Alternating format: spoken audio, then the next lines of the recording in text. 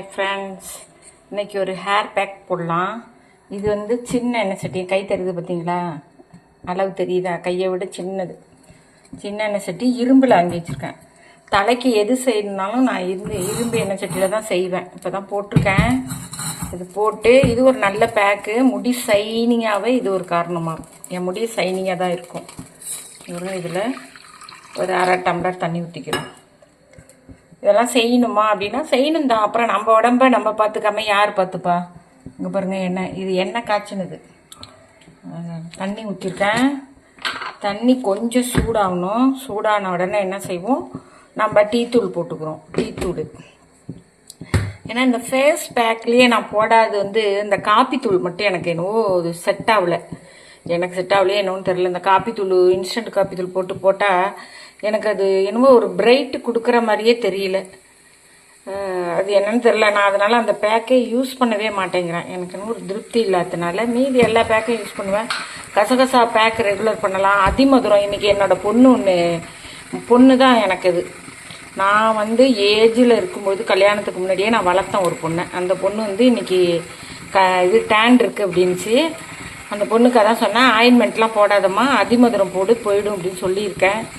தண்ணி கொதிக்க ஆரம்பிச்சிட்டு இப்போ ஒரு 2 ஸ்பூனு டீத்தூள் 2 ஸ்பூன் போடுவோம். ரொம்பையும் போட வேண்டியதில்லை. போட்டால் ஒன்றும் தப்பு கிடையாது, எதுவும் ஆயிடுன்னு பயப்பட வேண்டியதில்லை. 2 டீத்தூள் போடுறேன். 2 ஸ்பூன் டீத்தூள். இந்த பாருங்கள், 5 கிராம்பு போடுறேன் அதில். அவ்வளோதான். இது நல்லா கொதிச்சுதுன்னா ஒரு பாட்டிலில் ஊற்றி வச்சுக்கலாம். வடிகட்டி இன்னைக்கு ஃபுல்லாக வச்சுட்டு நைட்டு வடிகட்டுங்க. வடிகட்டிட்டு பாட்டிலில் வச்சுக்கிட்டிங்கன்னா எந்த பேக் போட்டாலும், மருதாணி பேக்குக்கு ரொம்ப இது முடி கருப்பாக இருக்கும், சைனிங்காக இருக்கும்.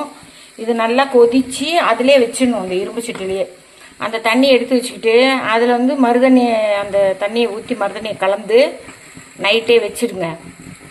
வச்சுட்டு தலையில் போட்டிங்கன்னு வச்சுக்கோங்களேன், அந்த முடி இதாக இருக்கும். மறுநாள் அவுரி போட்டுக்கலாம். அவுரி பொடி போட்டிங்கன்னா முடி கருப்பாயிடும், டை பிடிச்ச மாதிரி ஆகிடும்.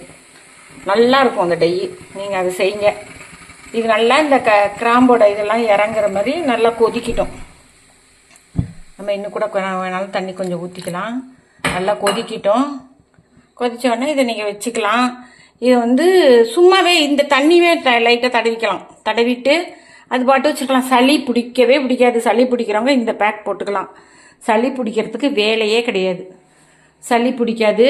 நீங்கள் வந்து அழகாக அதை போட்டுக்கலாம். போட்டுக்கிட்டு ஒரு மணி நேரம் கூட நீங்கள் பாட்டுக்கு வேலை பார்த்துட்டு இருக்கலாம். அது போட்டால் ஒழுவிட்டே இருக்காது. நீங்கள் நல்லா இது பண்ணுற மாதிரி போட்டுங்க. ரொம்ப ஒழுகுற மாதிரி போடாமல் போட்டுக்கிட்டிங்கன்னா நல்லாயிருக்கும். மருதாணி போட்டிங்கன்னா கொஞ்சம் சளி பிடிக்கிறவங்களுக்கு பயம். Okay, bye. நான் அந்த 3 நிமிஷத்துக்குள்ளார